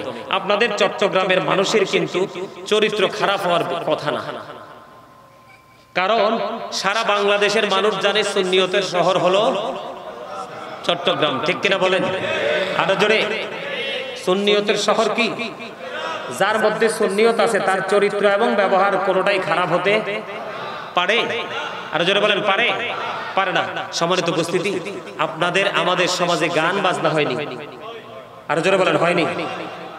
আপনি যদি নামাজ পড়েন, আপনি যদি হজ করেন, আপনি যদি রোজাও রাখেন, তারপরেও আপনার ঠিকানা হবে জাহান্নাম। শুধু গান বাদ্যযন্ত্র প্রেমিক হলে, মাঠে পানি দিলে যেমনি ফসল জন্ম হয়, ঠিক তেমনি ভাবে এই অশ্লীল শব্দ দ্বারা গান রচনা করে, মিউজিক অ্যাড করে, যেটা আপনার সামনে তুলে ধরা হয়, এটার মাধ্যমে মানুষের মনের ঘরে নোংরামি সৃষ্টি হয়। আরো জোরে বলেন নাউজুবিল্লাহ।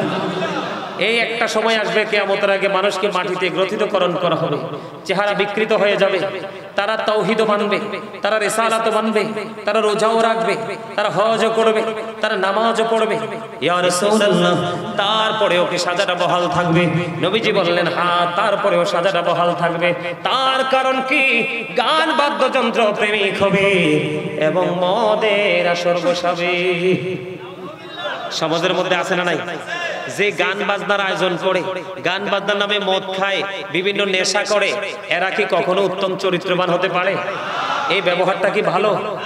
এই ব্যবহারটা খারাপ না? এমনি করে করে আপনি প্রত্যেকটা জায়গা, প্রত্যেকটা সেক্টর, প্রত্যেকটা প্লেসকে দেখবেন। আপনি যদি একটু সূক্ষ্মভাবে হিসাব করেন, আমি যদি আপনার উত্তম চরিত্র এবং ব্যবহার নিয়ে আরেকটু কথা বলি, আমাদের বাংলাদেশে কিন্তু সামাজিক অবক্ষয়, মানসিকতারও অবক্ষয় এমন ভাবে হয়েছে যেটা কল্পনা করা যায় না।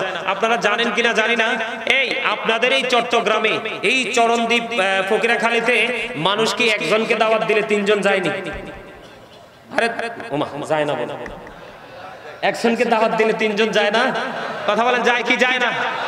এটা যে ইসলাম সাপোর্ট করে না, এই ব্যবহারটা যে ভালো না, এটা জানেননি? জানেন?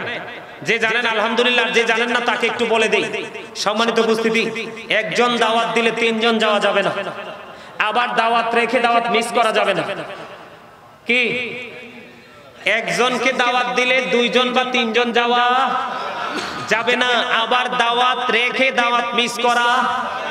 বড় আয়োজন করা হয়, আপনি একজন গেলেন না, এমনি করে করে 10 জন গেল না, 20 জন গেল না, তাদের খাবার কিন্তু রয়ে যাবে, অথবা এই খাবারটা নষ্ট হতে পারে। এখন হয়তো বা হবে না, কিন্তু হতেও তো পারে।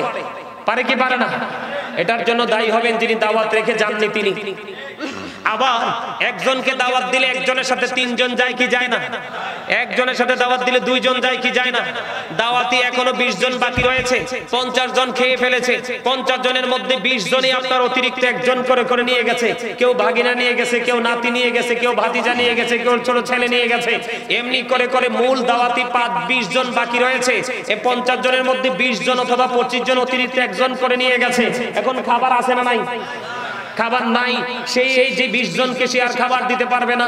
এই লজ্জার জন্য দায়ী হবে যারা অতিরিক্ত ওনাকে ইনফর্ম না করে, ওনাকে না জানিয়ে যারা গিয়েছে তারা। কথা কি বুঝতে পারছেন? আরো জোরে বলেন, পারছেন? বিয়ে কি পবিত্র কাজ না? আরো জোরে বলেন। এখনকার চরিত্রহীন সন্তান বেশি নাকি চরিত্রবান? কথা কন না কেন? ভয় পান নাকি? এখনকার যুগের আমি সব সময় প্রায় বাজে বলে থাকি, মুরব্বীদের অন্তর আল্লাহ আল্লাহ রাসূলের প্রেম ভালোবাসায় ভরা, আর এই প্রজন্মের ম্যাক্সিমাম যুবক যুবতীদের অন্তর হিংসা, নোংরামি আর আত্মগরিমায় ভরা। ঠিক কিনা বলেন? একমাত্র কারণ হলো দিনের শিক্ষা না থাকার কারণে। গতকালকে আমি সেই বিষয় নিয়ে লম্বা আলোচনা করেছিলাম। গতকালকের প্রোগ্রামে এই জিনা ব্যভিচার নিয়ে, জোরে বলেন না নাউজুবিল্লাহ, কি নিয়ে? এটা লূত আলাইহিস সালামের জামানায় ছিল বলৎকার। কি এই বলৎকারী পিছনের লজ্জাস্থান দিয়ে আপনার নিজের শারীরিক চাহিদা মেটানো, এটা লূত জাতির কাজ, এটা আখির নবীর কাজ হতে পারে না। ঠিক কিনা বলেন? আর জোরে আপনি কি বলবো চরিত্র নিয়ে ওয়াজ বিভিন্ন দিক থেকে আপনাদেরকে एग्जांपल দিয়েছি। কারো কাছে ভালো লাগবে, কারো কাছে খারাপ লাগবে, আই ডোন্ট কেয়ার। আমি যতটুকু অর্জন করেছি ততটুকু থেকে আমি আপনাদেরকে বলে দিতে চাই। আল্লামা ইবনে হাজার আসকালানি হাসান ইবনে জাকওয়ান রাদিয়াল্লাহু তাআলা আনহু থেকে তিনি বর্ণনা করেছেন। বলবো? আরো জোরে বলেন। বলবো? আরো জোরে, আরো জোরে বলবো। বন্ধুরে আমার দিকে তাকান বন্ধু। কেমন করে আমি আপনাদেরকে বোঝাবো? তোমরা পৃথিবীর বুকে বড় লোকের সন্তানদের সাথে ওঠা বসা করিও না। কার সাথে? আরো জোরে বলেন। ধনী লোকের বেটা, ধনী লোকের বেটি, তাদের চরিত্র থাকে না, তাদের লজ্জা থাকে না, তাদের শরম থাকে না, তাদের ব্যবহার কখনো সুন্দর হয় না, তারা কখনো সমাজের তোয়াক্কা করে না। এই জন্য জানিয়ে দিয়েছেন, কিছু বলবেন? এই জন্য বলে দিয়েছেন বন্ধু, বড় লোকের সন্তানদের সাথে মেলামেশা করিও না, কারণ বড় লোকের ছেলেরা ও বন্ধু অবিবাহিত যুবতীদের মতো ফিতনা। কথা কয় না? আমার কথা বুঝেন না আপনারা? আরে ভাই বানাইয়া বলি না তো। আর আমি আপনাদেরকে আরেকটা কথা বলি। হযরতে সুফিয়ান শাওরি রাদিয়াল্লাহু তাআলা আনহু তিনি বলেছেন, আমি একদিন গোসলখানায় গেলাম। গোসলখানায় যাওয়ার পরে ফুটফুটে সুন্দর একটা বালক আমার গোসলখানায় ঢুকে পড়লো। আমি ডেকে ডেকে বললাম, এই বালকটাকে আমার কাছ থেকে গোসলখানা থেকে বের করে নিয়ে যাও, কারণ একটা অবিবাহিত একটা মেয়ের সাথে থাকে একটা শয়তান, আর আপনার বালকদের সাথে থাকে 10টা শয়তান। কথা বুঝেন নাই? এই শুধু মেয়েদেরকে চোখে চোখে রাখলে হবে না। সমাজে যদি আপনি উত্তম চরিত্রবান সন্তান এবং ছেলে মেয়ে যদি আপনি সমাজে রেখে যেতে চান, তাহলে ছেলে মেয়ের সাথে আপনাকে 3টা জিনিসের দিকে নজর রাখতে হবে। একটা হলো তার পারিবারিক শিক্ষা, আরেকটা হলো তার সামাজিক শিক্ষা, আরেকটা হলো যে তার জীবনে বড় হয়ে বন্ধু বান্ধবদের সাথে যে ওঠা বসা করে সেই শিক্ষা। আপনাকে 3টা জায়গার দিকে সমানভাবে খেয়াল রাখতে হবে, তাহলেই কিন্তু সন্তান চরিত্রবান হবে। হযরত আবু সাঈদ খুদরি রাদিয়াল্লাহু তাআলা আনহু থেকে হাদিস কানা বর্ণিত, আমার নবী, আপনার নবী দু জাহানের বাদশা নবী, তিনি বন্ধু জানিয়ে দিয়েছে, একজন যুবক আর একজন যুবকের লজ্জাস্থানের দিকে তাকায়ও না, একজন যুবতী আর একজন যুবতীর লজ্জাস্থানের দিকে তাকায়ও না। আমার নবী বলে দিয়েছে যে বন্ধু, একজন যুবক প্রাপ্তবয়স্ক একজন যুবক আর একজন যুবকের সাথে তুমি একই কাঁথার নিচে ঘুমাইও না, একজন যুবতী আর একজন যুবতীর সাথে একই কাঁথার নিচে ঘুমাইও না। জোরে জোরে বলেন আল্লাহু আকবার। একবার বলুন না সুবহানাল্লাহ। আমার কথা বুঝতে পেরেছেন? হ্যাঁ, খেয়াল রাখবেন তো, কোন বালক যদি সমাজের মধ্যে অতিরিক্ত সুন্দর ফুটফুটে হয়, এটার দিকে কোনো আপনার আমি কি বলবো লজ্জার কথা না, এটা জানার কথা, এটার দিকে কোনো না কোনো ছেলের নজর পড়তে পারে। এই জন্য প্রাপ্ত কোনো বয়স্কের সাথে ফুটফুটে সুন্দর কোনো বালককে একসাথে দেওয়া যাবে না, তাহলে এই চরিত্র শারীরিক ফিজিক্যাল চরিত্রটাকে হরণ করে নিয়ে যাবে। জোরে জোরে বলেন ঠিক না ঠিক? আর জোরে। এই দেশে এই রোগ আছে না নাই? আরো জোরে বলেন। এই রোগ এটা একমাত্র বলৎকারী জিনা ব্যভিচার থেকে আপনার আসে। আপনি যখন আপনার চরিত্রকে সুন্দর রাখবেন, তখন দেখবেন এই ভয়ঙ্কর ব্যাধি আপনার আমার মধ্যে থাকবে, আপনার আমার মধ্যে থাকবে।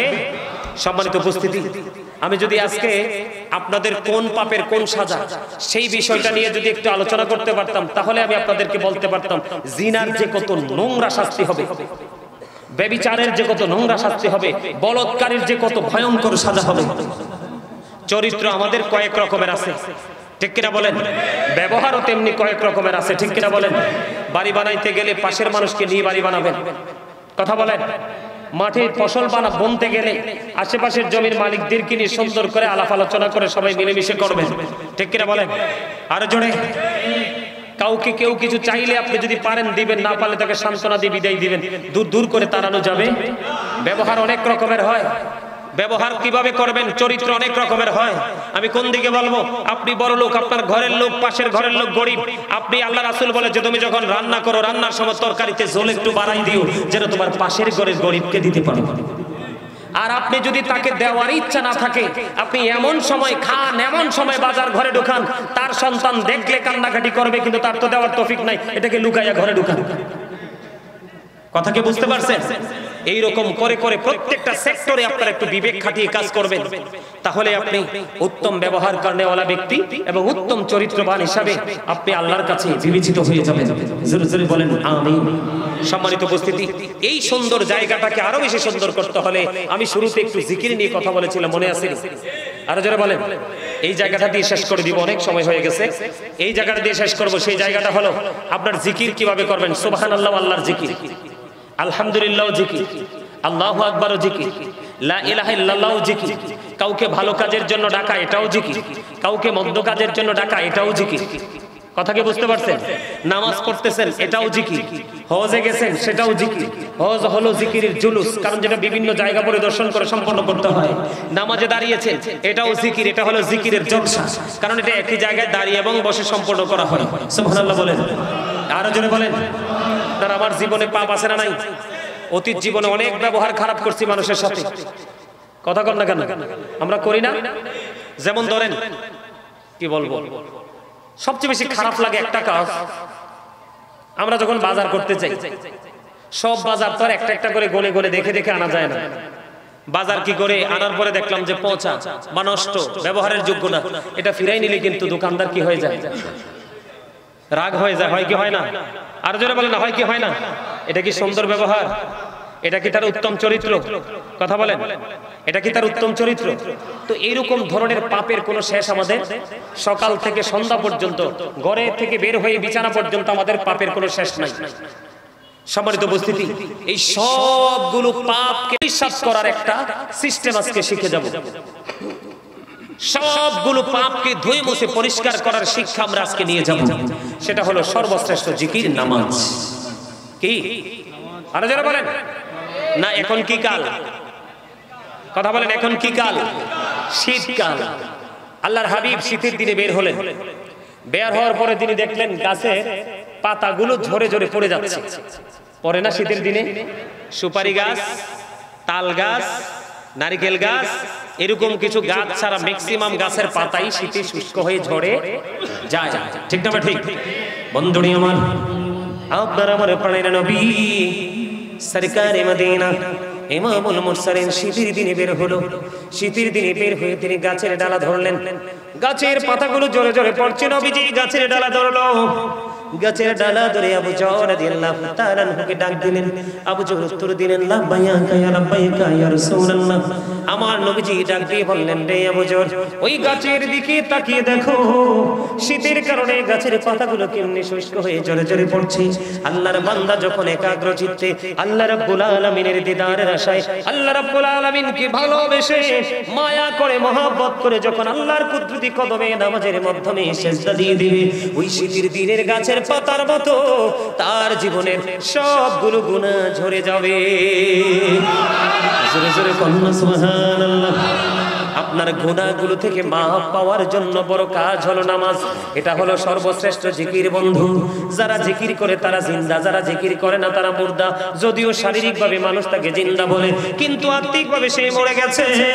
আর যদি বলে হুজুর আজকের পর থেকে আমি আমার চরিত্রকে কাজে লাগাবো, উত্তম চরিত্রবান হিসাবে আমি নিজেকে প্রিপেয়ার করব, আমি উত্তম ব্যবহার করনেওয়ালা ব্যক্তি হিসাবে আমি নিজেকে প্রস্তুত করব, এটার জন্য সবচেয়ে বড় অস্ত্র হলো সূরা আনকাবুতের মধ্যে আল্লাহ রাব্বুল আলামিন বলে দিয়েছেন, ইন্নাস সালাতা তানহা আনিল ফাহশাই ওয়াল মুনকার। বন্ধু, নামাজ মানুষকে খারাপ কাজ থেকে, অশ্লীল কাজ থেকে, সকল নোংরা কাজ থেকে বাঁচিয়ে রাখে। আর জোরে কন্না সুবহানাল্লাহ। তাহলে আমাদেরকে এই উত্তম চরিত্রবান হতে হলে আমাদের দিনের শিক্ষার কোনো কি নাই, বিকল্প নেই। আমরা দিনের শিক্ষা অর্জন করব, এই শিক্ষা অর্জন করব আলেম ওলামাদের কাছ থেকে গিয়ে, আর সেই শিক্ষা অর্জন করে আমরা বাস্তব জীবনে বাস্তবায়ন করব, তাহলেই আমাদের জীবনে সফলতা সম্ভব। ঠিক কিনা বলেন? সম্মানিত উপস্থিতি, আর আলোচনা করছি না, অনেক লম্বা আলোচনা হয়ে গেছে। আমার আলোচনা দিয়ে আমি কতটুকু আপনাদেরকে বুঝাইতে পারছি আসলে জানি না আপনারা কতটুকু বুঝতে পেরেছেন, তবে এটুকু চেষ্টা করেছি। ব্যবহার কাকে বলে, আপনার চরিত্র কাকে বলে, আপনি আবার শারীরিক বলেন, মানসিক বলেন, সব ধরনের চরিত্র কয়েকটা এক্সাম্পল দিয়েছি। আশা করি যারা বোঝার বুঝে গেছেন, আর যারা বুঝবেন না তাদেরকে সারা রাত ব্যাপী বুঝাইলো সম্ভব না। ঠিক কিনা বলেন? সম্মানিত উপস্থিতি, এই দুটো জিনিসের দিকে খেয়াল রাখবেন। এই যে মুখ এবং লজ্জাস্থান, মুখ এবং লজ্জাস্থান, এই দুটোর দিকে কড়া নজর রাখবেন। কি রাখবেন? এই দুটোর দিকে কড়া নজর রাখবেন। এই দুটোকে যদি আপনি কি করতে পারেন, দায়িত্ব নিয়ে হেফাজতে রাখতে পারেন, তাহলে আল্লাহর হাবিব বলেছেন আপনার জান্নাতের দায়িত্ব নবীজির কাছে। আরেকটা মজার কাজ হলো, আপনারা চলার পথে চক্ষুটাকে নিচু করে রাখবেন। চোখ উপরের দিকে তাকিয়ে শুধু বারবার চতুর্দিকে তাকাবেন না। বাইসেস মনে করলেন একটা মেয়ে রাস্তা দিয়ে হেঁটে যায়, পর্দা টর্দা নাই, আপনি দেখে ফেলেছেন। প্রথমবার দেখেছেন, আপনি বেঁচে গেছেন। কিন্তু সেকেন্ড টাইম যদি আবার তাকান, তাহলে কিন্তু আপনি পাপী হয়ে যাবেন। কি হয়ে যাবেন? চরিত্র কিন্তু চোখেরও আছে, চরিত্র কিন্তু মুখেরও আছে, চরিত্র কিন্তু কানেরও আছে, চরিত্র কিন্তু হাতেরও আছে, চরিত্র কিন্তু পায়েরও আছে, সবকিছুর আছে। আছে কি নাই? তা আপনি বুঝে নেবেন কোনটাকে কোন চরিত্রে আপনি দেখতে চান। এটা আপনার উপর ডিফাইন করবে, এটা আপনার মানসিকতার উপর নির্ভর করবে। কথা কি বুঝতে পারছেন? সম্মানিত উপস্থিতি, আমার এই অসমাপ্ত আলোচনা এখানেই সমাপ্ত করতে চাই। আমার আলোচনায় আপনারা যদি কষ্ট পেয়ে থাকেন, আল্লাহর ওয়াস্তে ক্ষমা করে দিবেন। যদি ভালো লেগে থাকে, আপনারা আমার আলোচনার উপর ভিত্তি করে এবং আজকের মাহফিলের শুরু থেকে এই পর্যন্ত যত আলোচনা হয়েছে, প্রত্যেকটা ওয়াজকে মনে রেখে রেখে, জি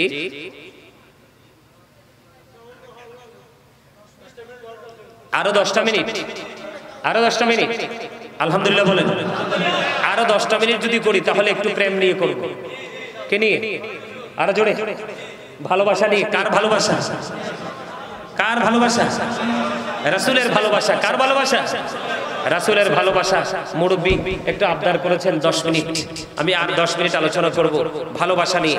ভালোবাসাটা কেমন করে করতে হয় বন্ধুরে আমার, নবীকে কেমন ভাবে ভালোবাসতে হয়, ট্রেনিং, সেই ট্রেনিংটা আমরা কিভাবে নিব। আমি 10 মিনিট দুটো ঘটনা বলবো, দুটো ঘটনা বলার মধ্য দিয়ে 10 মিনিট শেষ হয়ে যাবে। সম্মানিত উপস্থিতি, আপনারা সবাই শুনছেন না যে হিজরতের রাত্রে নবীজিকে সাপে কামড় দিয়েছিল? হযরত আবু জি বলে, সাপে কি নবীজিকে কামড় দিয়েছেন? আবু বকরকে। কাকে? তো না বুঝা জি বলেন কেন? এটা তো একবার মুখস্থ ওয়াজ। কি ওয়াজ এটা? একবার মুখস্থ ওয়াজ। সুন্নিরা সবাই এটা মুখস্থ করে রাখছে, করছে কিনা? আর জোরে বলেন, আর জোরে। বন্ধুরে আমার, আমরা তো নবীর উম্মত, নিজেদেরকে নবীর উম্মত বলে দাবি করি, কিন্তু নবীর আদর্শ, নবীর প্রেম আমাদের মধ্যে নেই। বন্ধুরে আমার, ওই হিজরতের রাত্রিতে গুহার মধ্যে যে আবু বকর সিদ্দিক রাদিয়াল্লাহু তাআলা আনহুকে যে সাপে কামড় দিয়েছিল, কেন কামড় দিয়েছিল? যেই সাথীকে আমার নবী এখনো রওজায় পাশে নিয়ে শুয়ে আছে। আমার গজলে আমি তুলে ধরেছিলাম, খেয়াল করেছিলেন কিনা বন্ধুরে আমার? ওই সাপ কি আমার নবীর সঙ্গী কি চিনল না? অবশ্যই চিনেছে। যা কিছু ছিল সব কিছু গায়ের জামা ছিঁড়ে ছিঁড়ে প্রত্যেকটা গর্তকে ফিল আপ করে দিল। একটা গর্ত ফিল আপ করার মতো কোনো কিছু ছিল না।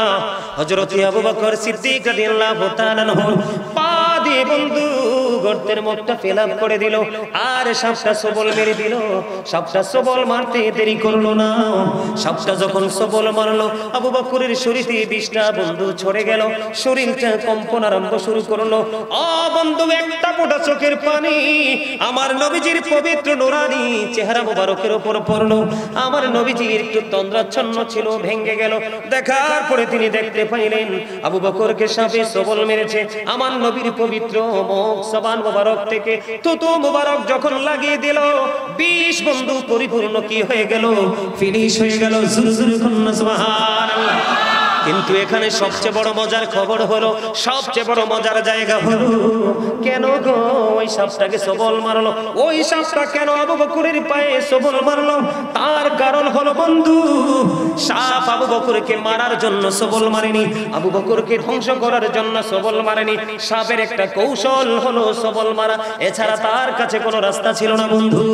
সাপটা সবল মারলো, তার কারণ হলো, সাপটা সবল মারার কারণ হলো, আবু বকর যখন পাটা গর্তের মুখটার মধ্যে দিয়ে দিল, সাপ আমার নবীকে দেখতে পায় না। জোরে জোরে বলেন না সুবহানাল্লাহ। বন্ধুরি আমার, সাপ আমার নবীকে দেখতে পায় না, কিতাব প্রমাণ করেছে। সাপ আবু বকরকে সবল দিয়ে বুঝিয়ে দিল, এ আবু বকর তুমি পা সরায়া নাও, পা সরায়া নাও। আমার এই গর্তের মধ্যে বসবাসের বয়স হলো 1500 বছর। আবু বকর, ও আবু বকর তুমি পাটা সরিয়ে নাও, পাটা সরিয়ে নাও। আমি আমার প্রাণের নবীকে প্রাণটা ভরে দেখব, কারণ আজকে পর্যন্ত আমার এই গর্তে বসবাসের বয়স হলো 1500 বছর ধরে অপেক্ষা করতেছি আমি আমার প্রাণের নবীর জন্য। জোরে জোরে বলেন না সুবহানাল্লাহ। বন্ধুরে আমার, আকির নামক একটা গাধা, আমার নবীজি যখন পৃথিবী ছেড়ে চলে গেল, পৃথিবী ছেড়ে চলে যাওয়ার পরে আকি নামক গাধাটা সহ্য করতে পারলো না, নবীজির বিরহ সইতে পারলো না। 3 দিন 3 রাত্র মতান্তরে 4 দিন 4 রাত্র কোন ধরনের কোনো খাবার খায় না, কোন ধরনের কোনো পানি স্পর্শ করে না। গাধার মনের মধ্যে একটা শুধু চিন্তা, একটা শুধু শব্দ তার হৃদয় রাজ্যে বসবাস করে, আরে প্রাণের নবী সরকারে মদিনা, আল্লাহর প্রিয় হাবিব আমার প্রাণের নবী কোথায় চলে গেল? এই বুঝি চলে গেল, জীবনে আর কোনোদিন প্র্যাকটিক্যালি নবীর কে আর দেখতে পাবো না। নবীর বিরহ সে মেনে নিতে পারলো না, নবীর চলে যাওয়া সে মেনে নিতে পারলো না। 3 দিন 3 রাত্র মতান্তরে 4 দিন 4 রাত্র সে কোনো খাবার বন্ধু স্পর্শ করলো না। সর্বশেষে গভীর সমুদ্রে ঝাঁপ দিয়ে সে তার নিজের জীবন দিয়ে দেয়।